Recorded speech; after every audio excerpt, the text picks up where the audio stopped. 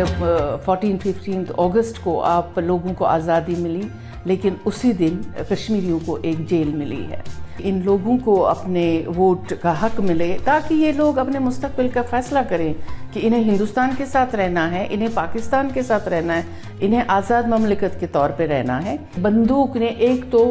Kashmiri society को तबाह बर्बाद करके छोड़ा। वहाँ की शायरी की महफिलें नहीं होती हैं, अफसानों की महफिलें नहीं होती है, इसलिए कि जब भी कोई महफिल होगी आप पे क्रैकडाउन होगा। अस्सलाम वालेकुम ख़वातीन व हज़रात। पाकिस्तान के 75 साल मुकम्मल होने पर, क़याम पाकिस्तान के 75 साल मुकम्मल होने पर और जनूबी एशिया की, बर्र-ए-सग़ीर जनूबी एशिया की नौआबादियाती निज़ाम से आज़ादी के 75 साल मुकम्मल होने पर वॉइस ऑफ अमेरिका ने पॉडकास्ट्स की ये सीरीज़ आपके लिए तैयार की है और इसमें एक जो नई कड़ी लेके मैं आपकी खिदमत में हाजिर हुआ हूँ वो मोहतरमा नईमा अहमद महजूर के साथ कश्मीर पर जो 75 साल जो जिस किस्म की सूरत हाल रही है कश्मीर में और जो गुजरी है कश्मीर पर, उस पर गुफ्तगू करने के लिए। और मोहतरमा नईमा अहमद महजूर सुनने वालों के लिए, ख़ास तौर पर जो रेडियो सुनने वाले हैं उनके लिए तो किसी तारुफ की मोहताज नहीं है, मगर जो लोग रेडियो नहीं भी सुनते और उनका ताल्लुक़ इल्म व अदब से है, उन्हें भी इस बात का इल्म होगा कि उर्दू और अंग्रेज़ी दोनों ज़बानों में इनके फ़िक्शन के 3 मजमूए आ चुके हैं, दहशतज़ादी, लॉस्ट इन टेरर और बियॉन्ड साइलेंस, जिसमें के मुख्तसर कहानियां हैं। इसके अलावा कश्मीर डायरी उर्दू में इनकी एक और किताब हाल ही में छप गई है या छप के आने वाली है, गालिबन छप के आने वाली है, जी छप के आने वाली है संग मील लाहौर से। तो बहुत मैं ममनून हूँ आपका कि आपने वक्त निकाला और तशरीफ लाई, और मैं समझता हूँ कि आपसे बेहतर कश्मीर की सूरत हाल पर बात करने के लिए कम लोग होंगे, चूंकि आपकी जो कहानियां हैं और आपके जो रिपोर्टाज हैं और जो रेडियो में भी आपने ब्रॉडकास्टिंग का काम किया है तवील अरसे अखबारात के साथ, रेडियो के साथ, उसमें आपका ख़ास एक जो यानी जैसे कहते हैं कि फोकस रहा है और आप जो मसला आपके पेश नज़र रहा है वो ख़वातीन की सूरत हाल है। एक कॉन्फ्लिक्ट जोन में ख़वातीन की सूरत हाल और जो दोहरा जबर वो सहती हैं, और ये आपका मौजू रहा है। और मैं चूंकि मेरी खुशकिस्मती है कि मैंने आपकी किताबें पढ़ी हैं, तो मुझे इल्म है कि जिस तरह से आपने उन्हें ट्रीट किया है, उसके बाद फिर आप जो कश्मीर का जो विमेंस कमीशन है उसकी सरबराह भी रहीं 3 बरस। तो बात का आगाज हम यहीं से करते हैं कि जो ख़वातीन की सूरत हाल है पिछले 75 बरस में, वो आप उसे कैसे देखती हैं, और वो जो दोहरा जबर है जिसकी तरफ आपने अपनी तहरीरों में इशारा क्या किया है, बल्कि तफसील से उससे बहस की है, वहीं से हम बात का आगाज करना चाहेंगे। शुक्रिया खलीक साहब, बहुत बहुत शुक्रिया कि आपने मुझे इसमें आने की दावत दी और आपने समझा कि मैं इस पे बात करूं। देखिए, जो कश्मीरी औरत है, आपने 75 साल की तारीख जो है, चाहे हिंदुस्तान या पाकिस्तान की, जब आप उस पर बात करते हैं तो वो बात अधूरी रह जाती है जब आप उसमें कश्मीर की बात ना करें, इसलिए कि कश्मीर का जो मसला भी है, आप लोगों को उसी दिन जब 14-15 अगस्त को आप लोगों को आज़ादी मिली, लेकिन उसी दिन कश्मीरियों को एक जेल मिली है, जिसको आपको समझना होगा। इसलिए कि देखिए, जो फिर कश्मीरी औरत की बात जब आपने की है, कश्मीरी औरत कॉन्फ्लिक्ट जोन में रह रही है। वो सिर्फ 1947 से नहीं, बल्कि तहरीक जो हमारी स्टार्ट हुई थी शख्सी राज के ख़िलाफ़, जो महाराजा हरी सिंह वहाँ पे थे, वो 1931 13 जुलाई को शुरू हुई थी। और उसमें भी अगर आप औरतों का रोल देखेंगे, औरतों का किरदार देखेंगे, वो इंतहाई शानदार है, इसलिए कि मर्दों ने तहरीक शुरू की, लेकिन अगर औरतें साथ न होती तो मुझे नहीं लगता है कि वो तहरीक आगे चलती। लेकिन अब इस तहरीक के नतीजे में अगर आप देखेंगे कि जो 3 दहाइयों से हम कश्मीर में देखें, फिर मिलिटेंसी शुरू हुई, मुसल्ला तहरीक शुरू हुई, उसका जो सारा ब्रेंट है उस वक्त से लेके आज तक, वो सारा ब्रेंट कश्मीर की औरत ने लिया, इसलिए कि उसका कभी भाई खो गया, डिसअपियर हो गया, उसका भाई हलाक हो गया, اس کا بچہ نہیں آیا رات کو شام کو گھر واپس، اس کا ہسبینڈ کہیں پہ ڈس اپیئر ہے، وہ ہاف وڈوز کہلائی جاتی ہیں اس وقت، اس کو پتہ نہیں ہے میرے شوہر ہیں بھی زندہ ہے مرے ہیں، میں خود کو وڈو کہہ دوں یا نہیں کہہ دوں، اسی لیے ان کو ہاف وڈوز کا نام دیا گیا ہے۔ اور اس طرح کی عورتیں اس وقت بھی ایک تعداد ہے ہمارے پاس 10,000 سے زائد عورتیں جو ہیں جو ابھی انتظار کر رہی ہیں، کیونکہ یہ جو ہمارا ٹرموائل، جو سیاسی افراتفری، تشدد اور روزانہ 4 5 ہلاکتیں اور اتنے سارے میسیکرز ہوئے ہیں، لیکن اس کا ٹھیک ہے اس میں مرد تو انوالو تھے اور حالات جو تھے مردوں کے لیے بھی بہت خراب تھے، لیکن جو ایک عورت کے لیے یہ حالات تھے اس کو الفاظ میں بیان کرنا بہت مشکل ہے، اس لیے کہ کبھی اس عورت کو کسی نے نہیں سمجھا کہ یہ عورت جو ہے گھر بھی سنبھالتی ہے اور باہر بھی نکلتی ہے اور سیاسی یہ جو اس وقت شورش بھی ہے اس میں بھی حصہ لے رہی ہے اور اس کو سنبھال رہی تھی۔ تو میرے خیال میں جب بھی تاریخ لکھی جائے گی اور اس وقت بھی جو بھی لکھا جا رہا ہے اس میں آپ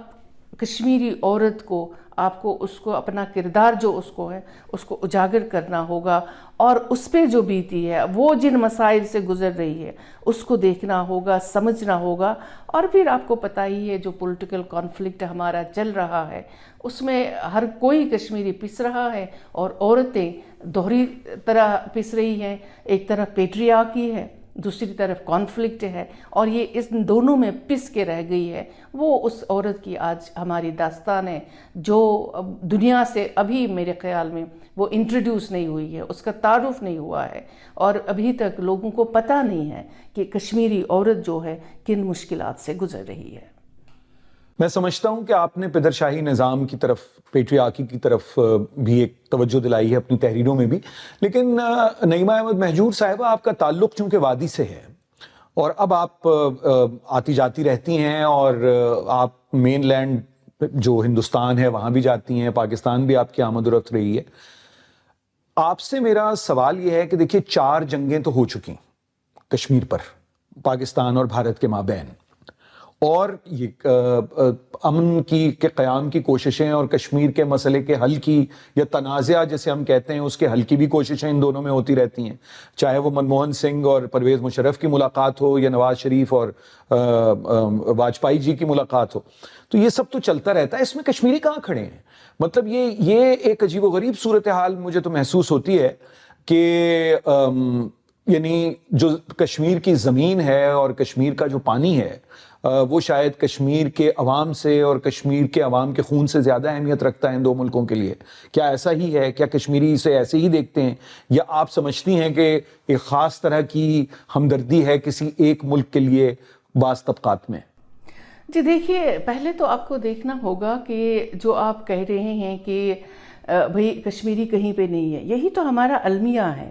کہ یہ جو کشمیر کا مسئلہ ہے ہندوستان پاکستان کے بیچ میں ہے۔ آپ نے کہا 4 جنگیں ہوئی، 11 سمٹس ہوئے ہیں، سربراہ اجلاس ہوئے ہیں کشمیر کے معاملے میں، 13 سے زائد یونائٹڈ نیشنز کی ریزولوشنز جو قراردادیں ہیں اس پہ ہوئی ہیں، اور جس میں کہا گیا دونوں ملکوں سے، ہندوستان اور پاکستان سے، کہ بھئی یہ جو پورا خطہ ہے وہ چاہے آزاد کشمیر ہے، وہ چاہے جموں کشمیر ہے، وہ چاہے لداخ ہے، وہ چاہے گلگت بلتستان، یہ پورا خطہ ہے بھئی 47 میں جو اس کی سچویشن تھی، جو پوزیشن تھی، جو کمپوزیشن تھی، ان سب کو موقع ملنا چاہیے، ایک سیلف ڈٹرمنیشن کی ایکسرسائز ہونی چاہیے۔ تو یہ ایکسرسائز اگر ہو جائے کہ ان لوگوں کو اپنے ووٹ کا حق ملے تاکہ یہ لوگ اپنے مستقبل کا فیصلہ کریں کہ انہیں ہندوستان کے ساتھ رہنا ہے، انہیں پاکستان کے ساتھ رہنا ہے، انہیں آزاد مملکت کے طور پہ رہنا ہے، لیکن یہ ایکسرسائز جو ہے اس کا موقع ہی نہیں دیا گیا، بلکہ ہندوستان والے کہتے ہیں کہ بھئی پاکستان کو وہاں سے اپنی فوجیں نکالنی تھی، پاکستان والے کہہ رہے ہیں کہ نہیں ہندوستان کو پہلے فوجیں نکالنی تھی، حالانکہ اس کا میکینزم بھی یونائٹڈ نیشنز نے بتایا تھا، لیکن ایسا نہیں ہوا۔ اس کے بعد سے آپ نے دیکھا کہ انسٹرومنٹ آف ایکسیشن جو ہوا، مہاراجہ نے جب انسٹرومنٹ آف ایکسیشن کیا انڈیا کے ساتھ، اس کے بعد پھر جنگ ہوئی پاکستان کے ساتھ، جو ریڈرز جن کو ہم کہتے ہیں بھئی وہاں سے کچھ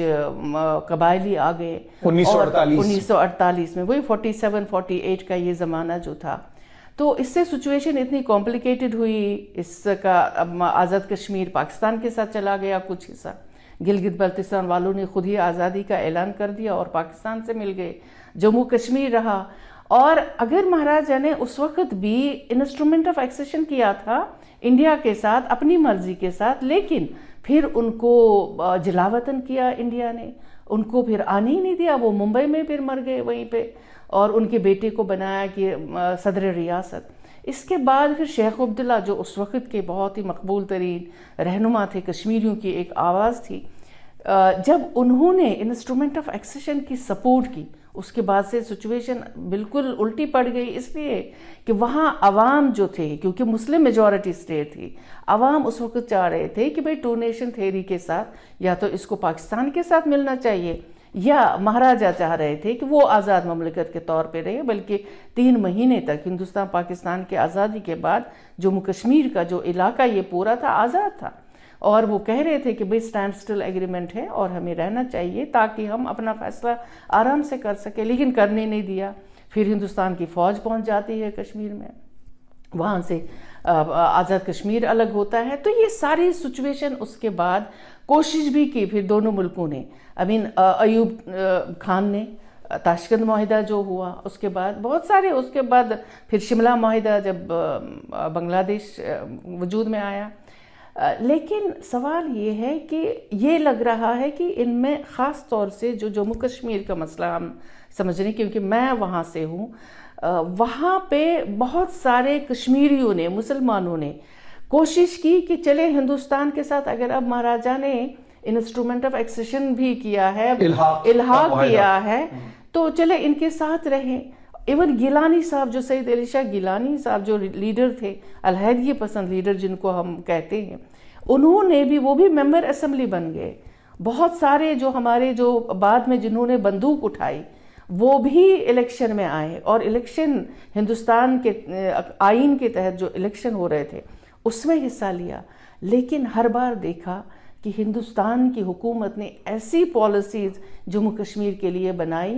جو جموں کشمیر کے لوگوں کے لیے نہیں تھی. وہ صرف یہی تھی کہ بھئی آپ کو زمینیں، جائیدادیں ان کی جو ہے اس کو ہڑپ کرنا ہے، یہاں کے جو نیچرل ریسورسز ہیں، چاہے واٹر ریسورسز ہیں، چاہے بجلی کے اتنے سارے پروجیکٹس بنائے گئے. اس طرح سے کشمیریوں کو اس وقت اگر آپ دیکھیں گے، جب ایبروگیشن، یہ جو آرٹیکل 370 کو ختم کیا گیا، اندرونی خود مختاری جو دی گئی تھی، اس کو بھی آپ نے ختم کیا. وہ بھی آئین کے تحت تھا، ہندوستانی آئین کے تحت، اس کو بھی آپ نے ختم کیا. اس کے بعد آپ نے تو بے اختیار کیا، پاور لیس ہے کشمیری، ان کے پاس اب کچھ نہیں ہے. اب وہ دیکھ رہے تھے کہ بھئی کم سے کم جو ہے عالمی برادری ہے، پاکستان ہے، تھوڑا سا اس پہ کچھ کریں گے، کوشش کریں گے، ہندوستان کی حکومت پہ دباؤ ڈالیں گے. لیکن ایسا کچھ نہیں ہوا، اور وجہ اس وقت آپ دیکھیں گے کہ کشمیری جو ہے خاموش ہیں، ہیلپ لیس ہیں، ہوپ لیسنس ہے، وہاں پہ مایوسی اتنی پھیلی ہوئی ہے، خوف میں جی رہے ہیں، کیونکہ بہت ساری افواج بھی وہاں پہ ہندوستان کی ہے. تو یہی حالات ہیں، اور کشمیری سمجھ رہے ہیں کہ ہمارے پاس تو اب کچھ نہیں ہے. کچھ زمینیں تو آزاد کشمیر میں ہیں، وہاں پاکستان کی حکومت ہے، کچھ تو ہندوستان کے پاس ہے، جموں کشمیر اور لداخ کو انہوں نے الگ بھی کر دیا ہے. تو ساری بندرباٹ جو ہو رہی ہے، اور اس سارے معاملے میں ہم دیکھ رہے ہیں کشمیریوں کا المیہ یہ ہے کہ ان کے پاس اب کچھ نہیں ہے، نہ تو زمین ہے، نہ شناخت ہے، نہ جھنڈا ہے، نہ آئین ہے. لیکن یہ دیکھیے، یہ ظاہر ہے ایک بہت تکلیف دہ صورتحال ہے، مگر آپ کو آگے کی طرف یعنی اس کا حل کیا نظر آتا ہے؟ چونکہ جو سفرنگ ہے، جو لوگ برداشت کر رہے ہیں وہاں، اس میں اب کیا ہوگا؟ یعنی کیا ڈی ملٹرائز کشمیر ہو سکتا ہے؟ کیا ایک یہ عملی بات، پریکٹیکل بات ہے کہ کشمیر ڈی ملٹرائز ہو جائے اور ہندوستان اور پاکستان دونوں کی فوجیں 1947 والی صورتحال پہ، جو 14-15 اگست 1947 کی صورتحال تھی، وہ ان بارڈرز پہ واپس چلی جائیں؟ اور کیا یہ ممکن ہے کہ لائن آف کنٹرول کو تسلیم کشمیری کریں؟ کیا یہ ہے، یہ ان باتوں کے امکانات ہیں یا نہیں؟ دیکھیے، جو آپ کہہ رہے ہیں ممکن تو کچھ بھی ہے. دیکھیے، جو مسئلہ ہوتا ہے اس کا سلوشن بھی ہوتا ہے، لیکن آپ کو دیکھنا ہے کہ کیا کوئی کمیٹڈ ہے کہ اس مسئلے کو حل کرنے کے لیے، کیا کوئی چاہتا ہے کہ اس مسئلے کو حل کرے. کیونکہ جب جنرل مشرف نے بھی 4 پوائنٹ پروپوزل جو دیا تھا کشمیر مسئلے کو حل کرنے کے لیے، وہ تو کچھ بھی نہیں تھا. وہ تو ایک فیس سیونگ کے لیے بھئی پاکستان کے پاس جو کچھ ہے وہ ان کے پاس رہے، ہندوستان کے پاس جو کچھ ہے وہ ان کے پاس رہے. لیکن جو کشمیری آپس میں بچھڑے ہوئے ہیں پچھلے 70-75 برسوں سے کم ان کو موقع ملے، ایک سافٹ بارڈر رہے تاکہ وہ آنے جانے کا جو ایک راستہ ہے، ایک راہداری ہے، ان کے لیے کھلی رہے. لیکن جب وہ آئے بھی، دلی آگرہ سمٹ ہوا، اس کے بعد اس پہ کچھ بھی نہیں ہوا. اس لیے کہ مجھے لگ رہا ہے اس وقت، کیونکہ میں اس وقت اس کو کور بھی کر رہی تھی BBC کے لیے، تو مجھے لگا اس وقت جو سبوٹاج کیا گیا تھا وہ انڈیا کی طرف سے کیا گیا. حالانکہ جنرل مشرف جو آرمی چیف تھے، جو صدر تھے، جو سب کچھ تھے اس وقت، اور ان کی طرف سے وہ پرپوزل آنا، وہ تو ایک گولڈن اپرچونٹی تھی دونوں ملکوں کو اس مسئلے کو حل کرنے کے لیے. لیکن وہ سبوٹاج ہو گئی. اس کے بعد سے پھر کرگل، یہ ساری چیزیں ہو گئی. تو اب آپ کو دیکھنا ہے کہ جب اندرونی خود مختاری ہندوستان کی حکومت نے ختم کی، حالانکہ آئین کے مطابق اگر آپ دیکھیں گے کرنا نہیں چاہیے، وہ انکانسٹیٹیوشنل اللیگل ہے، لیکن انہوں نے کیا. اور اب وہ سمجھ رہے ہیں کہ بھئی سب سے اچھا کام اب یہ ہے کہ بھئی ڈیموگرافی جو ہے، جو آبادی کا تناسب ہے مسلمانوں کی وہاں پہ، اس کو تھوڑا ختم کرنا ہے. ابھی آپ نے ریسنٹلی دیکھا ہوگا، انہوں نے کہا کہ اگر ہم الیکشن کروائیں گے تو 25 لاکھ باہر سے لوگ آئیں گے جو ووٹ ڈالیں گے. کشمیر کی آبادی اس وقت 70 لاکھ ہے وادی کی، اور وادی میں سب سے زیادہ مسلم میجورٹی ہے. تو اگر آپ 70 لاکھ میں 25 لاکھ تو آپ باہر سے لا رہے ہیں. 10 لاکھ سے زائد فوج ہے وہاں پہ. یاتری جو ہمارے آتے ہیں وہاں پہ، ہندو یاتری، وہ بھی 13 لاکھ اس سال آئے. تو جب آپ اس طرح کی سچویشن میں، آپ کو کہاں پھر ووٹ کا حق بھی نہیں ملے گا. نعیمہ احمد مہجور صاحبہ، ایک بہت اہم سوال یہاں کشمیری پنڈتوں کے حوالے سے اٹھتا ہے. اس میں کس حد تک صداقت ہے کہ انہیں باقاعدہ جب کشمیر میں عسکریت پسند سیاست شروع ہوئی ہے تو انہیں بے دخل کیا گیا؟ دیکھیے حارث، یہ بات میں اچھی طرح سے جانتی ہوں، اور میں اس کی عینی شاہد بھی ہوں، اس لیے کہ میں اس وقت ریڈیو میں آئی تھی. انہی دنوں میں نے سٹارٹ ہی کیا تھا کریئر سری نگر میں. تو ہمارے ساتھ اس وقت ریڈیو میں سب سے زیادہ کشمیری پنڈت ہوتے تھے، کیونکہ کشمیری پنڈت بہت پڑھے لکھے ہیں اور بہت ہی ذہین. اس وقت کیا ہوا کہ ایک ایسا ماحول بنا تھا، ڈیفینیٹلی ایسا ماحول بنا تھا کہ بھئی مسجدوں کے میناروں سے آوازیں آ رہی تھی، یہاں کیا بنے گا، نظام مصطفیٰ، اس طرح کی چیزیں آئی تھی. اور کشمیری، چونکہ یہ کشمیری پنڈت مائنورٹی میں تھے، تو ان کو لگا کہ یہاں پہ جو ماحول بن رہا ہے، اور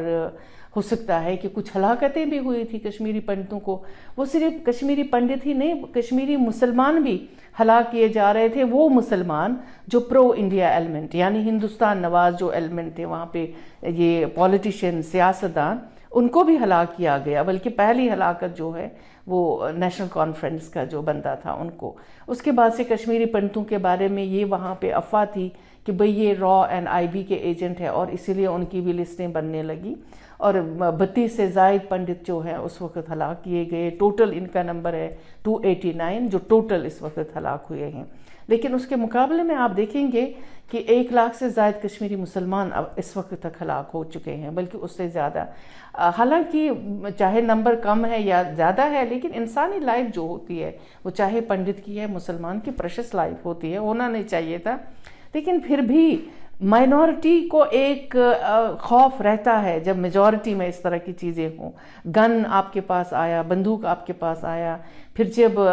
جگموہن کو وہاں پہ بحیثیت گورنر بھیجا گیا، جگموہن BJP کی آئیڈیالوجی سے تعلق رکھتے تھے، اور انہوں نے اس طرح کا تاثر دیا کہ وہ جو ہے وہ ہو سکتا ہے کہ وہ اس طرح کی پالیسی ہے کہ انہوں نے پنڈتوں کو کہا تھا کہ آپ یہاں سے نکل جائیں اور ہم ان سے عسکریت پسندوں سے نپٹ لیں گے. اس طرح کا بھی ایک وہاں پہ جگموہن جو تھے نا، وہاں پہ وہ گورنر تھے، جی جموں کشمیر میں، کیونکہ ان کو بھیجا گیا تھا انڈین گورنمنٹ نے. گورنر ہمیشہ انڈیا سے آتا تھا، جی جو لوکل چیف منسٹر ہوتا تھا وہ کشمیری ہوتے تھے. لیکن جب ان کو لایا جگموہن کو، انہوں نے بلکہ کتاب بھی اپنی لکھی ہے مائی فروزن ٹربولنس، وہ پوری کشمیر پہ اس وقت کی جو سچویشن تھی اس پہ لکھی تھی. اور اس میں ایک خاص کوٹ انہوں نے بتایا تھا کہ میں نے کشمیر جو پاکستان نے پورا نگل لیا تھا، میری کوششوں نے اس کو پاکستان کے حلق سے واپس لایا ہے. تو اس طرح کی ان کی کارروائیاں. یہ کس سن کی بات ہے؟ یہ میں 89-90 کی بات جب یہ الیکشن رگ ہوئے ہیں. ہاں، کیونکہ ملیٹنسی بھی 89 میں شروع ہوئی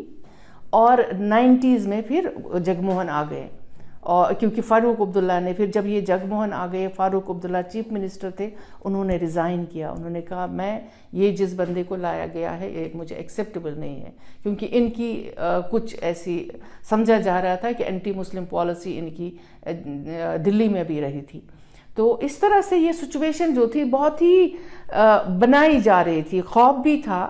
بندوق بھی چل رہا تھا، لوگ بھاگ بھی رہے تھے، اور اس میں کشمیری پنڈت بھی جو ہے وہ اٹھ کے نکل گئے اور ہندوستان کی دوسری ریاستوں میں گئے، بلکہ کچھ واپس بھی آئے. لیکن اس کے بعد بھی 10,000 کشمیری پنڈت جموں کشمیر میں رہ رہے تھے، جو آج بھی وہاں پہ رہ رہے ہیں اور جو کہہ رہے ہیں خود کہ ہمارے ساتھ ایسا کچھ نہیں ہوا کہ جس کو ہم یہ کہہ دیں کہ مسلمان ہمارے مخالف تھے. کشمیری پنڈتوں کا جو سوال ہے وہ تو آپ نے بہت تفصیل سے اس کو بیان کیا، لیکن اگر ہم کشمیر کی تحریک آزادی سے متعلق کچھ پرانی کتابیں دیکھیں تو ہمیں یہ بھی اندازہ ہوتا ہے کہ جو جیسے پریم ناتھ بجاج کی کتاب ہے یا دیگر اور کتابیں ہیں، تو یہ ایک کوئی اسلامی آزادی کی تحریک نہیں تھی، یہ ایک قومی آزادی کی تحریک تھی، یعنی مذہبی آزادی کی تحریک نہیں تھی. جیسے فلسطین میں بھی ہم دیکھتے ہیں پی ایل او کے دور تک، پہلے جب یاسر عرفات حیات تھے، اس کے بعد پھر ہم حماس کا رائز دیکھتے ہیں، اور اس میں جیسے جارج حبش ٹائپ کے مختلف مذاہب کے لوگ پی ایل او میں شامل تھے، مسیحی بھی تھے اور عرب مسلمان بھی تھے، عرب مسیحی بھی تھے. بالکل اسی طرح کشمیر میں بھی ہم یہ دیکھتے ہیں کہ بہت سے جو پنڈت تھے یا ہندو دھرم سے تعلق رکھنے والے لوگ تھے، پنڈت نہ بھی ہوں، وہ بھی کشمیر کی آزادی کی تحریک میں شامل تھے. پھر یکدم کیسا یہ کیا ہوا کہ یہ ایک مذہبی طور پر ایک مذہبی تحریک میں تبدیل ہو گئی کشمیر کی آزادی کی تحریک؟ دیکھیے 47 میں ہی یہ پتا چلا تھا کہ اس وقت تک ہمارے جو اس 47 سے پہلے رام چند کا کشمیری پنڈت جو تھے پرائم منسٹر تھے مہاراجہ ہری سنگھ کے، اور وہ چاہ رہے تھے کہ کشمیر کو آزادی ملے اور آزاد رہے. اس کو ہٹا کے پھر مہر چند مہاجن کو لایا گیا ہے. اس کے بعد سے 47 کے بعد سے تھوڑی سی تاریخ چینج ہو گئی، جس کے بارے میں شیخ عبداللہ نے خود بھی لکھا ہے. ان کی کتاب جو ہے آتش چنار، جو پوری ان کی ہسٹری ہے کہ 31 سے لے کے کیا کیا ہوا تھا ان کی زندگی میں، یہ موڑ جو ہے سیاسی موڑ. اور اس میں وہ لکھ رہے ہیں کہ چونکہ کشمیری پنڈت جو تھے وہ مہاراجہ کے بھی بہت قریب تھے، اور اس کے بعد سے جو وہ انڈین گورنمنٹ آئی، کیونکہ جب انسٹرومنٹ اب جو الحاق ہوا اس کے بعد جو کشمیری پنڈت تھے وہ ہندوستان نواز تھے، اور وہ ہمیشہ سے چاہ رہے تھے کہ اب جو کچھ ہو گیا اب ہندوستانی ہے. اب جب عسکری تحریک شروع ہوئی، وہ شروع تو ہوئی ہے آزادی، جس میں ہم سمجھ رہے تھے کہ ہر کوئی اس میں شامل ہوگا، چاہے سکھ ہے، پنڈت ہے، ہندو ہے، کوئی بھی، کرسچن، ایون جو وہاں پہ عیسائی برادری کے لوگ بھی تھے. JKLF نے، جموں کشمیر لبریشن فرنٹ نے جب تحریک شروع کی تو انہوں نے آزادی کا نعرہ دیا. لیکن کچھ دیر بعد جب دیکھا یہ تحریک جو ہے ایک دم سے مقبولیت اختیار کرنے لگی ہے، اس میں جو سمجھ رہے ہیں بہت سارے اکثر کشمیری بھی اور نان مسلم بھی، کہ اس میں انہوں نے جب نعرہ دیا، ایک نعرہ کہ یہاں کیا بنے گا نظام مصطفیٰ، کہ وہ انہوں نے سمجھا کہ یہ سمجھ رہے ہیں یہ اسلامی مملکت کے لیے لڑ رہے ہیں. اور اس میں جب حزب المجاہدین کا ایلیمنٹ آیا تو وہ یہ کیٹیگوریکلی کہنے لگے کہ پاکستان سے رشتہ کیا، لا الہ الا اللہ. وہ جو دوسرا نان مسلم ایلیمنٹ تھا وہاں پہ ان کو لگا کہ یہ اسلامی تحریک ہے، اور انڈیا نے اس کو کیش کیا. انڈیا نے کہا کہ یہ اب لبریشن تحریک نہیں ہے جس میں سیکولر تحریک جسے آپ کہیں، جو شیخ عبداللہ نے بھی پہلے شروع کی تھی، وہ یہ نہیں رہی ہے، کیونکہ اس میں ایک تو نمبر 1 بندوق آ گیا، دوسرا جو سلوگنز بنے وہ ان کو پسند نہیں آئے، اس لیے کہ وہ کیوں اسلامی مملکت میں رہنا چاہیں گے، تو انہوں نے اس پہ اعتراض کیا اور اس کو انٹرنیشنل لیول پہ جو انڈیا کا ایک نریٹو ہے وہ فٹ بیٹھ گیا، اور پھر جب اس طرح کی سچویشن بھی 9/11 کے بعد سے سچویشن ہوئی تو یہ تو پھر اس کو دہشت گردی سے جوڑا گیا، اور جو جینیون تحریک تھی آزادی کی وہ ختم ہو گئی۔ اس میں پاکستان کا کیا کردار رہا آپ کی نظر میں؟ میرے خیال میں پاکستان کا کردار کسی حد تک، جہاں تک یہ بندوق وغیرہ کا تھا، اس میں یہ اچھا نہیں تھا، اس لیے کہ بندوق نے ایک تو کشمیری سوسائٹی کو تباہ برباد کر کے چھوڑا، اتنی ہلاکتیں، اور اتنے ہمارے 85,000 بچے جو ہیں وہ آرفنز ہیں، اس وقت یتیم ہیں، ہماری عورتیں جو ہیں 10,000 سے میں نے کہا ابھی ہاف ویڈوز ہیں، 13,500 ہماری عورتوں کے ریپس ہوئے ہیں، مولسٹیشن ہوئی ہے۔ میں آپ کو کتنا نمبر دے دوں اور آپ کو بتاؤں، اس میں دیکھیے پاکستان کا رول یہ ہے کہ بھئی اگر آزاد کشمیر میں لوگ گئے تھے بندوق حاصل کرنے کے لیے، پاکستان روک سکتا تھا، پاکستان اس کی اجازت نہیں دے سکتا تھا۔ ایک صحیح پیسفل مومنٹ اور ایک صحیح نریٹو دنیا کو بتایا جاتا ہے، لیکن پاکستان نے نہ تو کبھی اس کا صحیح نریٹو پیش کیا اور نہ کشمیریوں کو خود پیش کرنے کی اجازت دی۔ جیسے ہندوستان نے چاہا اپنا نریٹو دنیا کو بیچا، اسی طرح سے پاکستان نے اپنا نریٹو دنیا کو بیچا۔ تو کشمیریوں کا جو نریٹو تھا کہ وہ چاہتے تھے اور وہ خود لڑتے اور پیسفل لڑائی لڑتے، وہ اس طرح سے نہیں ہوا۔ اسی طرح سے مجھے لگ رہا ہے کہ انٹرنیشنلی بھی وہ سمجھوتا، پہلے پاکستان نے یونائٹڈ نیشنز کی ریزولوشن ہے جس میں پاکستان خود کہہ رہا ہے کہ ادھر انڈیا اور پاکستان، پھر آپ 71 میں شملہ معاہدہ کرتے ہیں، آپ کہہ رہے ہیں کہ صرف یہ بائی لیٹرل ہے، انڈیا اور پاکستان، اس میں عالمی برادری کا رول آپ ختم کرتے ہیں۔ پھر آپ اس سے بھی نیچے آ کے 4 پوائنٹ پرپوزل پہ آتے ہیں، آپ کہہ رہے ہیں کہ اب تو سب جو کچھ ہو گیا، آپ ادھر رہیں ہم ادھر رہیں، بس کچھ بھی نہیں اب ہمارے پاس۔ اس کے بعد سے پاکستان کا جو سٹینڈ تھا وہ ٹوٹلی اتنا ڈائلیوٹ ہو گیا، ایز اے سٹیک ہولڈر آپ اس کو نہیں دیکھ رہے ہیں، جس طرح انڈیا کہہ رہا ہے کہ میں سٹیک ہولڈر ہوں، پاکستان تو کہہ رہا ہے UN ریزولوشن، لیکن اس کے لیے تو آپ کو پھر ایک نریٹو بھی بلڈ کرنا ہے، آپ کو عالمی برادری کے سامنے بھی جانا ہے، ان کو بتانا ہے۔ اس میں مجھے لگتا ہے کہ پاکستان ٹوٹلی فیلئر۔ جو عالمی ایک کردار پاکستان کو ادا کرنا چاہیے تھا کشمیر کے لیے، وہ اس سے آپ بہت ناخوش ہیں۔ لیکن اب میں اگر یہ تو ہم نے بڑے بڑے معاہدوں کی اور بات کی، اور میں سمجھتا ہوں کہ پاکستان کو اس سے کہیں زیادہ سفارتی طور پر اور پرامن ایک حل اس مسئلے کا نکالنے کے لیے اور کوششیں کرنی چاہیے، لیکن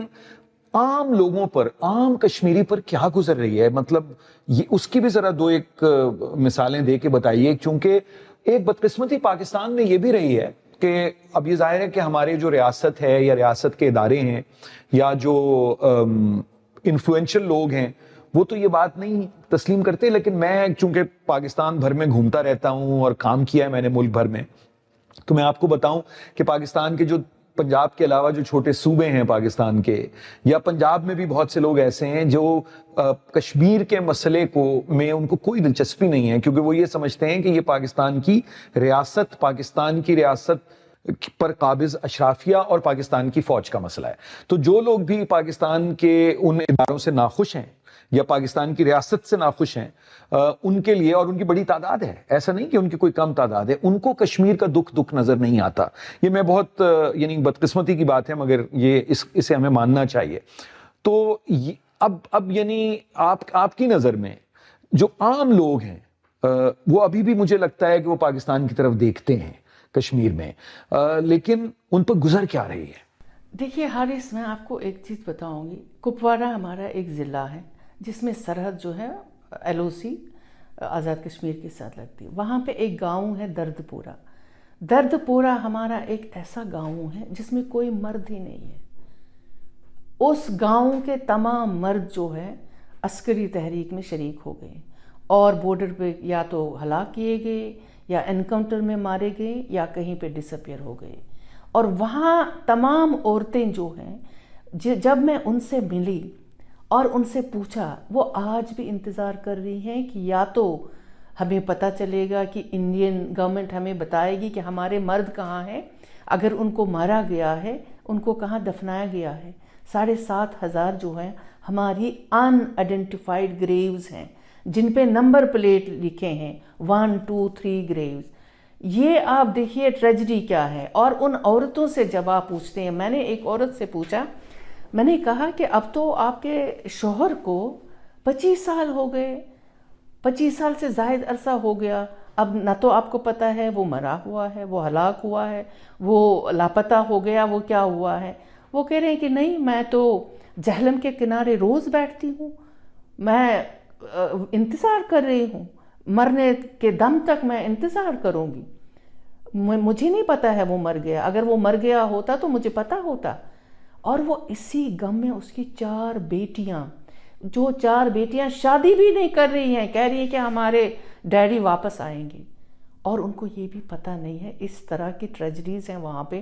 جب آپ اس کو دیکھتے ہیں اور ان عورتوں سے ملتے ہیں، آپ یقین کریے آپ اتنے ڈپریس ہوتے ہیں، آپ کو کوئی دوائی کھانی ہے تبھی آپ کو نیند آ سکتی ہے۔ اور میرے ساتھ ایسا ہوا ہے، میں جب درد پورہ گئی ہوں، میں 3 دن اس کے بعد جب آئی واپس، میں 3 دن نہیں سوئی ہوں۔ اور یہ سچویشن ہے وہاں پہ، اور وہی لوگ کہہ رہے ہیں کہ اگر اس پاکستان نے ہمارے ان لوگوں کو وہاں سے بندوق تو دیا تھا، لیکن کم سے کم یہ بھی دیکھنا تھا کہ یہ جو یہاں پہ اس وقت جو زندہ لاشیں ہیں وہاں پہ، ان کے لیے انہوں نے کیا آواز اٹھائی؟ اگر آواز اٹھائی، کیا صحیح فورمز میں آواز اٹھائی؟ پھر آپ کے جنرل جو باجوہ صاحب ہے، ان کو یہ نہیں کہنا چاہیے تھا کہ بھئی ماضی کو بلا دینا چاہیے۔ وہ عورت مجھ سے کہہ رہی ہے، آپ جنرل باجوہ سے کہیے کہ میں کس ماضی کو بلاؤں، میں کیسے بلاؤں؟ میری 4 بیٹیاں یہاں ہیں جو انتظار کر رہی ہیں کہ ان کی ڈیڈی واپس آئیں گے، جو سرحد پار کر کے گئے ہیں، وہ کہاں ہے؟ اس طرح کی سچویشن جب آپ لوگوں سے سنیں گے جو کہہ رہے ہیں کہ بھئی پاکستان کو جو رول کرنا تھا کیوں نہیں کیا؟ اگر وہ کہہ رہا تھا کہ میں اس کانفلکٹ کا ایک شریک ہوں، یا تو آپ کیٹیگوریکلی کشمیریوں سے کہیے کہ بھئی ہمارا اس سے اب کوئی تعلق نہیں ہے، آپ کو اپنی لڑائی خود لڑنی ہے، تو ٹھیک ہے نا، کشمیری بیچارے دیکھیں گے کس طرح سے آگے چلیں گے۔ ایک اور سوال یہاں ابھرتا ہے، اور وہ چونکہ آپ ایک صحافی کے ساتھ ساتھ ادب سے بھی آپ کا تعلق ہے، کہ کشمیری ادب اور فن کی کیا صورتحال ہے، اور اس میں یہ جو دکھ ہے اور یہ جو ایک مستقل ایک جبر ہے، یہ کیسے منعکس ہوا ہے آپ کے ہاں رائٹنگ میں اور یعنی تمام فنون لطیفہ کے شعبوں میں؟ دیکھیے، جو ہمارے لکھنے والے جو ہوتے تھے بہت پہلے، جو ہمارے پہلے کی جنریشن ہے، انہوں نے تو لکھنا ہی بند کیا جب یہ شروع ہوا، جب عسکری تحریک ہوئی۔ اس کے بعد سے آپ دیکھیں گے 10-20 سال کا عرصہ جو ہے اس میں کچھ بھی نہیں لکھا، لیکن اس میں ہمارے جو نوجوان جو اس دور میں پیدا ہوئے، پھر پلے بڑے جوان ہوئے، انہوں نے دیکھا کہ کیونکہ وہ کریک ڈاؤن میں پیدا ہوئے، کیونکہ وہ انکاؤنٹر میں پیدا ہوئے، اس طرح کی سچویشن میں انہوں نے گن دیکھا، بندوق ہی صرف ان کے آگے پیچھے تھی، تو انہوں نے یہ سارا جو دور دیکھا۔ اس میں آپ دیکھیں گے کہ نئے جو ہمارے جو تصنیف، یہ جو کتابیں جو ہیں ہماری تصنیفات جو بہت ساری آئی ہیں فکشن میں اور نان فکشن میں، جس میں آپ بشارت پیر، کرفیو نائٹس اس کی آئی، وحید مرزا کی آئی کولیبریٹر، میری کتاب آئی لاسٹ ان ٹیرر، اور اس کے بعد سے اب نئے جو جنریشن ہے نئی، وہ بہت زیادہ لکھتے ہیں اور بہت فوکس ہے صرف کانفلکٹ پہ کہ ہم نے کیا دیکھا، کس سچویشن میں ہم گزر رہے ہیں، اور کافی مطلب انٹرنیشنل لیول پہ اس کا کافی سراہا جا رہا ہے۔ لیکن انسائیڈ ہمارے کشمیر میں یا انڈیا میں اس کو اتنی زیادہ لفٹ نہیں کرائی گئی، اس لیے کہ وہ جیسے میری کتاب ہے لاسٹ ان ٹیرر، حالانکہ اس پہ انٹرنیشنلی بہت سارے اس پہ ریویوز آئے، لیکن انڈیا میں بہت کم، ہندوستان ٹائمز کے بغیر بہت کم، کہ انہوں نے کہا کہ نہیں یہ تو بہت کچھ اور بتاتی ہے، اس طرح کی سچویشن نہیں ہوتی تھی، یہ ایگزیجریٹ کیا گیا ہے، حالانکہ میں اس کی چشمدید گواہ ہوں. تو اسی طرح سے آج کل جو ہے کانفلکٹ لٹریچر جو ہمارا ہے بہت زیادہ آ رہا ہے. اور شاعری کی کیا صورتحال ہے؟ میری ذاتی دلچسپی چونکہ ہے تو میں پوچھوں گا آپ سے. شاعری بہت بہت نئے شاعر جو ہیں، اور جو انقلابی شاعری اور جو درد جس میں ٹپک رہا ہے پورا، وہ شاعری آ رہی ہے. اس لیے کہ لیکن آپ یقین کریے کہ وہاں کی شاعری کی محفلیں نہیں ہوتی ہیں، افسانوں کی محفلیں نہیں ہوتی ہیں، اس لیے کہ جب بھی کوئی محفل ہوگی آپ پہ کریک ڈاؤن ہوگا، آپ کو حراست میں لیا جائے گا، آپ پہ PSA لگے گا، آپ پہ UAPA لگے گا، اس طرح کے قوانین. آپ جیل جائیں گے اور پتہ نہیں چلے گا کس جیل میں آپ، کیونکہ 2 سال تک کچھ پتہ نہیں چلے گا. اس طرح کے قوانین، سخت قوانین ہیں کہ کسی کو پتہ نہیں لگے گا آپ کس جیل میں ہیں، کیا آپ کی ضمانت بھی نہیں ہو سکتی ہے. تو لیکن لکھنے والے بہت ہیں، لکھ رہے ہیں اور سٹور کر رہے ہیں ایک طرح سے، لیکن اس کا ایکسپریشن آپ اس وقت نہیں دیکھیں گے. کشمیر کے سلسلے میں سامعین گفتگو تو بہت ہو سکتی ہے، چونکہ جو چند نمبر ہی انہوں نے بتائے ہیں، 85,000 10,000 ہزاروں کی تعداد میں جو شہادتیں ہیں، ہزاروں کی تعداد میں جو بیوائیں ہیں، اور ہزاروں کی تعداد میں یتیم بچے ہیں. ان سب کے باوجود وہ جدوجہد جاری ہے،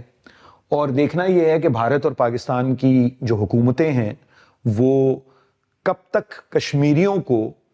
اس مسئلے کا محور نہیں سمجھیں گی. کیونکہ جب تک کشمیریوں کے بارے میں کشمیریوں سے گفتگو نہیں ہوگی اس وقت تک شاید ہم ایک دیرپا حل تلاش نہیں کر سکتے.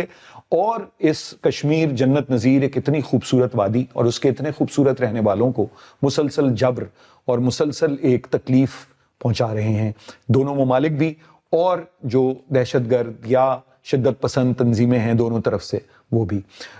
میں بہت شکر گزار ہوں نعیمہ احمد مہجور صاحبہ آپ کا کہ آپ نے وقت نکالا اور اس پوڈ کاسٹ میں شرکت کی. بہت بہت شکریہ خواتین و حضرات. اس پوڈ کاسٹ میں پیش کی جانے والی گفتگو شرکاء کی ذاتی رائے پر مبنی ہے. وائس آف امریکہ کا اس سے متفق ہونا ضروری نہیں. پاکستان کی آزادی کے 75 سال کے اس موقع پر VOA اردو آپ کے لیے ایسی کہانیاں اور گفتگو لا رہا ہے جن میں بات ہوگی پاکستان کے سیاسی، ثقافتی اور معاشرتی تنوع کے ہر پہلو پر. ہم پیش کریں گے مختلف نقطۂ نظر اور فکر انگیز خیالات. اس تاریخی موقع پر VOA اردو کی نشریات سنتے رہیے. اس خصوصی پوڈ کاسٹ کی اگلی قسط میں ہم بات کریں گے پاکستان میں اردو ادب کے 75 سالوں پر.